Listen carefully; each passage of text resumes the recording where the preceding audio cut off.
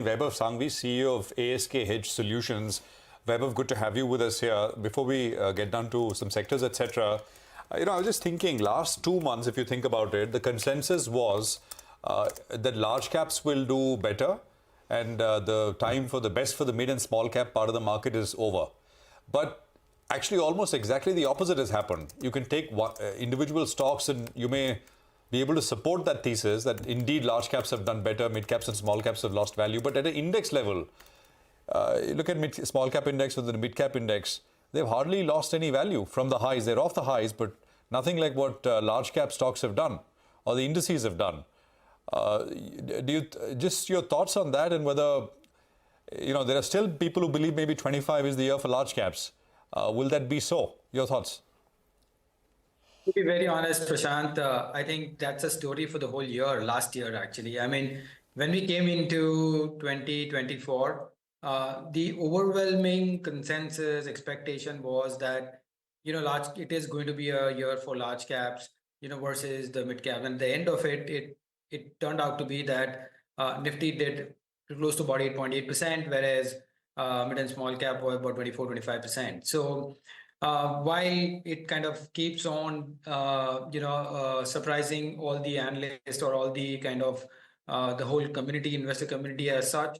But one important thing which I'll take from that is that, large cap performance is also largely due to the intermediate FPI flows, from an investment perspective. So whenever you see, and it's generally a trend or a pattern, that whenever you see steady inflows coming from foreign investors, is when you tend to work around the large cap kind of basket.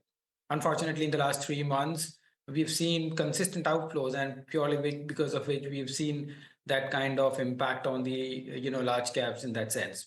Going forward in 2025, I'll continue to maintain that till the time we see steady FPI inflow coming back, large cap will keep on oscillating within those kind of ranges.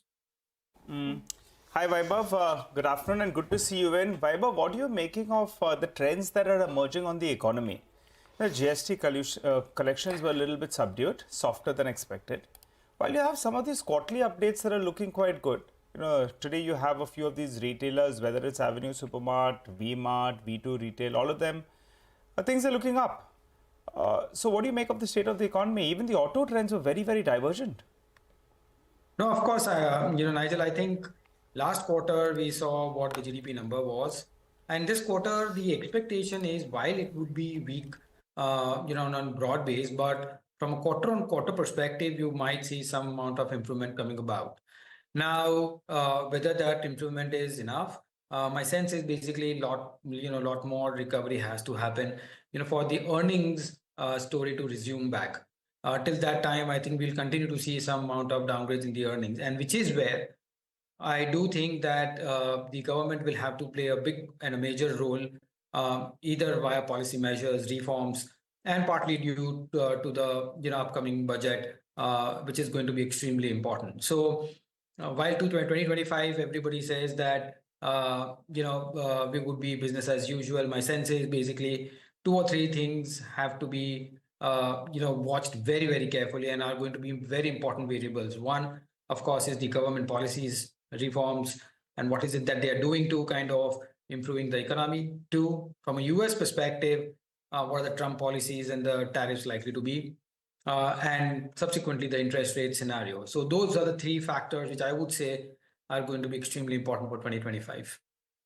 Vaibhav, the Indian government policies have tilted more towards welfare schemes, at least in the last 6 to 12 months, while capex spending has taken a bit of a backseat. So do you think that, coupled with the continuation of a rural recovery, some of the large cap consumption names, where we've seen a reasonable stock price correction of 20-30%, that could be an attractive theme going into 2025? The likes of an HUL, Nestle, Britannia? Rima, of course. I think one interesting trend which we are seeing is that post the general election, there is some amount of change in terms of the policy framework. While the center continues to be focused on, capex and in continuation with what they had done for the last 8 to 10 years in terms of the supply side. From a straight state perspective, I think there is a lot more increasing expenditure on the welfare side. Now, welfare in some ways is apt to kind of bridge that kind of gap, but that would definitely, in my view, I think kind of help consumption, not immediately, but at least it will take some about couple of quarters for things to kind of bottom out in that sense. So yes, after this correction, valuation looking to be reasonable. Consumer is a space we will be looking at, on any weaknesses. But mind it, I think this is something you will have to have some patience, while holding it.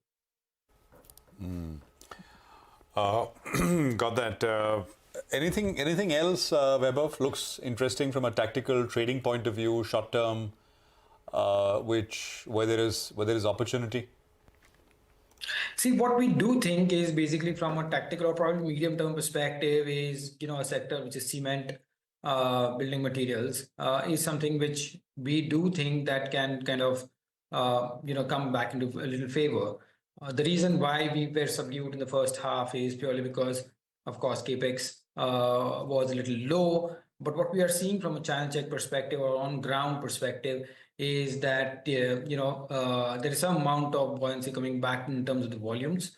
Of course, the raw material prices are pretty subdued. So from a margin perspective and a volume perspective, if things get back into place, along with the consolidation of that industry, my sense is basically that's a sector to kind of watch out. Of course, Rima did mention about consumers. That is something which we do like at declines. And also at declines is IT is a sector which we would constructively look at as well. Apart from the renewables, which is a structural theme which we have been talking for long now. So cement, IT and renewables. These are the three sectors you're bullish. Any sectors to avoid? One more addition to that is financial services, which we continue to like. What to avoid? My sense is basically till the time banking results are out, we see the NPA numbers. I would probably avoid that. In addition to that, global sectors like metals, mining, commodities, in the situation where the global growth is kind of weakening, that's a sector probably to avoid as well. So those are the sectors which you will stay away. Tell us more about cement. Buy the big names or the smaller ones? The ones that are getting gobbled or the ones that are gobbling? No, I think more importantly, I think from a regional perspective, I think northern or western kind of cement players where we've seen some good price consolidation, price kind of actually holding up, post increases, and also some amount of volume buoyancy is something which we can see. Those are the kind of players or any cement companies which are exposed to those areas are something which we can look for. Okay, all right. We'll leave it there. Vaibhav, good to speak with you. Thank you very much for joining us. It's a pleasure having you here on CNBC this Friday afternoon. Markets down 160.